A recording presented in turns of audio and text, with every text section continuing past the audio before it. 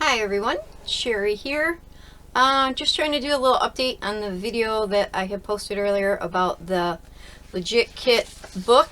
It's how I did my mini quilt. I posted it on Facebook and Instagram. I have the mini rose. It was originally 15 by 20 and I enlarged mine to 200%, so it was 30 by 40 when I finished it, and then I did some borders around it to make it like a huge quilt for my friend. I know a lot of people do these kits totally different ways. There's no right way, there's no wrong way. It's just whatever's easier for you. For me, I found the book method was a lot easier. I'm one of the people that I like to sit down and just crank it out till it's done. I'm not working right now. I got a lot of free time, so it makes it easy for me to sit down and just put 10 or 12 hours on it and do a lot of sewing all at once. But the book is good in a way that if you've only got 10 minutes here, 20 minutes there, or like an hour at a time, it makes it easy to where you don't got to worry about where you left off. Everything's already tucked in where it should be. You just set it aside and come back to it another day, and it's all ready to go for you, which I absolutely love because seen it from another one of their endorsers. What do they call her? Cranky Kangaroo. Jamie does these a lot for Legit Kits. She's like an ambassador for them, and she's got some awesome videos out there. Plus she does a lot of Instagram, so if you get a chance, look her up because she's just awesome. I'll try and put a link in my video if I can figure out how to do that. I haven't done videos for years, so this is a new one for me. I've got good cameras, but I'm still trying to figure out how to use the software to make a decent video, because the first video I put out was horrible, and I didn't realize it till I went looking at my recording today that it was, the camera quality was bad because of the software I was using. So, alright, hang on a minute. We're going to move the view down, and we'll go over what I've got set up here for you. So this is, I got it upside down, of course. This is the kit I ordered. I did a digital download version because as much as I love Legit Kits, I can't afford it. With me not working, we've got limited income, and I do what I can with what I have. So, but they come like this. I turned it around so you can actually see it. That is, you know, that. And then this is what it'll look like. This is how you assemble it. Colors. Yes, I'm going to be doing mine not in the standard Legit colors this time.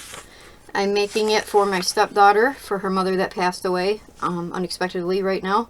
So, and her favorite color was purple. So we're going to do this in some purples and some grays and possibly a little bit of pink, depending on how many of the other colors I do have. That's a fun thing. 81 different fabric colors. So between, you know, prints and solids, or what they call blenders, I guess is what you call it. I've never really had a stash. I'm just starting my stash now, so it's going to be fun to go through my stash and see what I actually have. But yep, those are all the fabric colors that are in this. Now this is my pattern that I blew up to 150%, so it's going to wind up, I think I figured like 22 by 30, roughly. I mean, depending on how good my seaming is and everything, but it should come out to about that. But this is how many pieces. Now, normally their Legit quilts are done in like pages, but because this is like a mini pattern, a mini quilt, it's actually just 4 pages, which then you put together and assemble. It's very easy to put together. It's not, you know, nothing hard, nothing intimidating. I've only been foundation paper piecing for a little over a year and a half. I mean, so I'm not a novice, but I've still got stuff I could learn. But these kits, I mean, they seem scary, they seem intimidating, but they're really, really not. They come with really good instructions. They're very easy to follow. It's very easy to sew all your fabric onto all the pattern pieces. And then when they have the assembly instructions, they're very easy to follow. Like this would be what they call a page. And I have 4 pages here. This is page 1, page 2, which is the top of the flower, and then page 3 and page 4. And I went through and highlighted mine just so when I assembled it, I knew this is the flower part, this is the background part. That's just my left brain being weird because I'm left-handed and I do things backwards. But, and like I said, it's very easy. It's very self-explanatory. And then it does come with the assembly instructions, which look something like this, which it just tells you take this piece and sew it to this piece, and then, you know, you just keep adding pieces to it. It's very simple, very easy to do.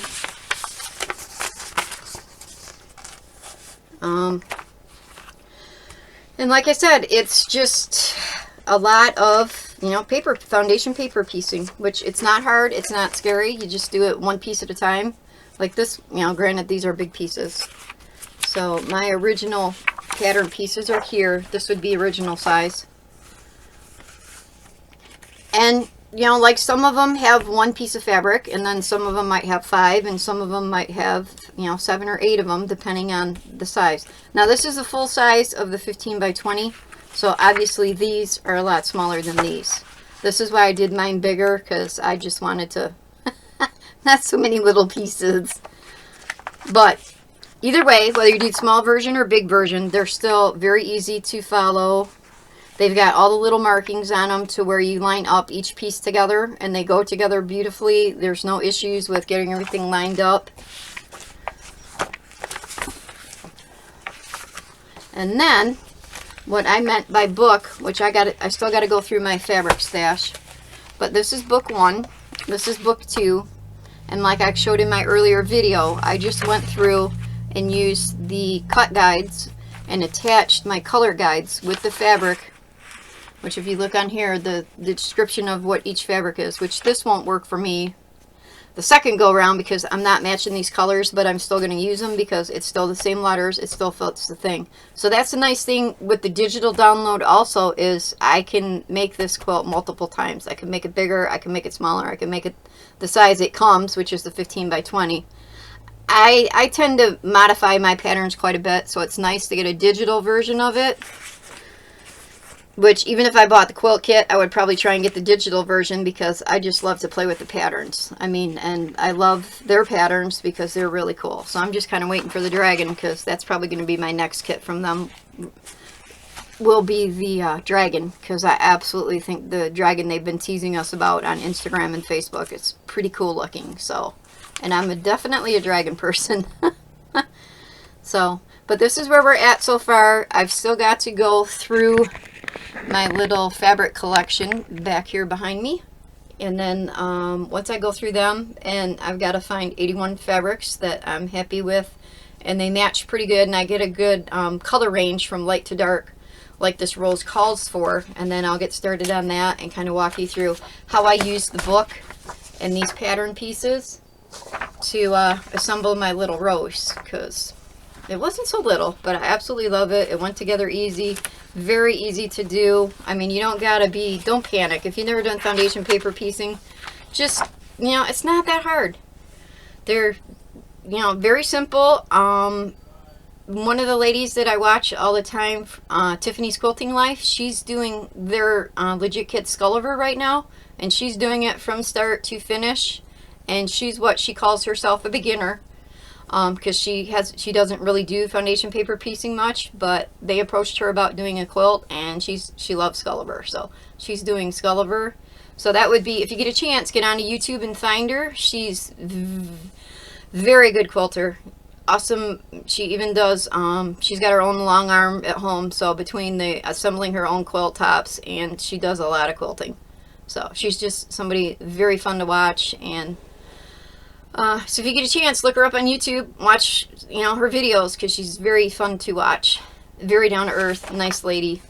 Can learn a lot from somebody like Tiffany, because she's just very down to earth, and, you know, like a lot of us on YouTube, and a lot of ladies I follow on YouTube, and a couple gentlemen, because there's a few guys out there I'm following too. So it's quilting is fun for a lot of people. So, you know, we may not all do the same thing or do it all the same way, but there's really no right or wrong way, and there's really no quilting police out there. So as long as you do it your way and you're happy with it, there's no issue with it. So we will let you go for now, and I'll update you when I get the fabric in my books and get ready to start piecing this, hopefully the next day or two. It's been kind of crazy with getting every stuff ready. So take care. It's good seeing you, and you know how the YouTube works with the like and comment, and feel free to subscribe and follow if you so choose. I haven't done this in quite a few years, since I was doing my model railroading, so I've been sewing my whole life, but I just started doing the videos on it. Go figure. So take care, and we'll talk to you later. Until then, happy sewing.